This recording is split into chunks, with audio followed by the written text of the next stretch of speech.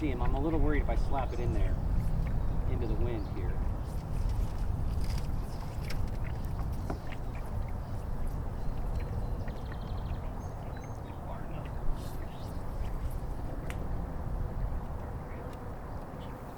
So we're out here on a flat on the Columbia, and we've got the sun to this side. I don't know what direction that is right now, but to this side. And we got wind coming across this way. So in order to position ourselves the best anytime we're out on a flat, whether we're pulling in a skiff or we're on a sup, we, number one, really want the wind at our back if we can help it, because that's gonna help us cast.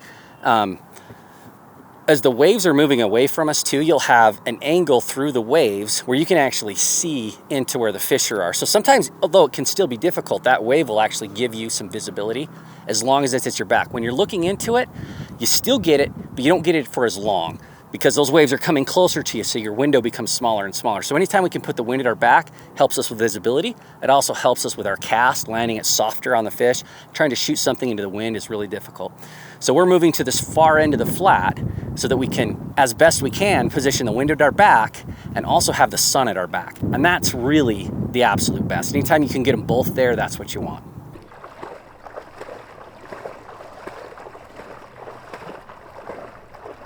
We got a little carp maul on. This is a size 6 carp maul. The design of the carp maul, really what I designed it for, was for weed beds. So it's a very light fly. There's 3 variants of it, but the one that we're using today has got plastic eyes, so it's very, very light.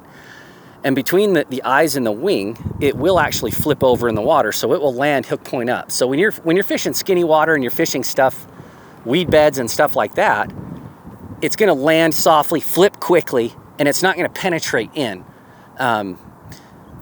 So anytime you're in that situation where you got a soft bottom, you don't want it going down in, you got weeds, stuff like that, you want something to drop in real softly and float softly, carp maul is really, that's what it was designed for. It's the ideal tool in that situation, which is a lot of what we have here. There's a lot of moss and stuff at the bottom of this, and this is going to float real softly through the water column, and we want to give these carp every chance we can to see that as it comes down.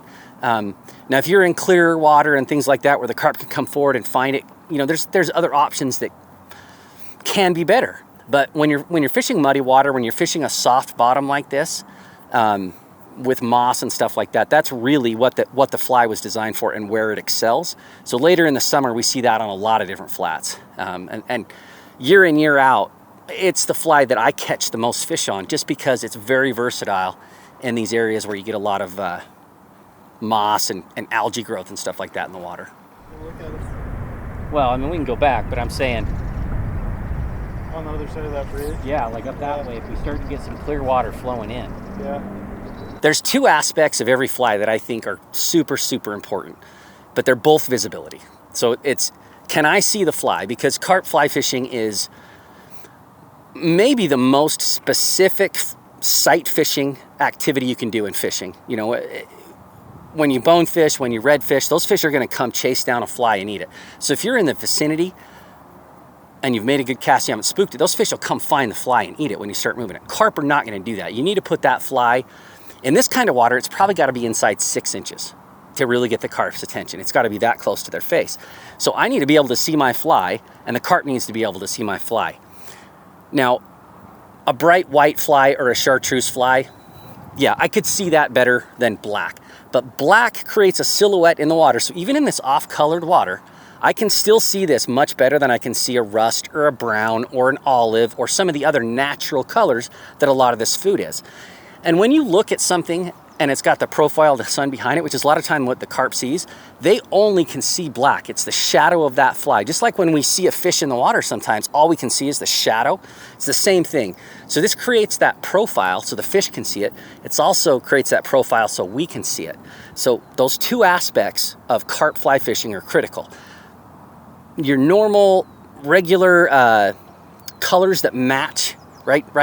I would be willing to bet that every bug in here right now is olive, okay? But there's no chance I can see olive when I cast in here. I'm not gonna be able to see it. So black, I can't stress it enough. Black is the best color for carp. In 90% of situations, your fly should be black. and the carp mullet's black, and it's awesome. Available through Blue Line Fly. And it is available at Blue Line and at Fly Project and House Fly. House of Fly. Yeah.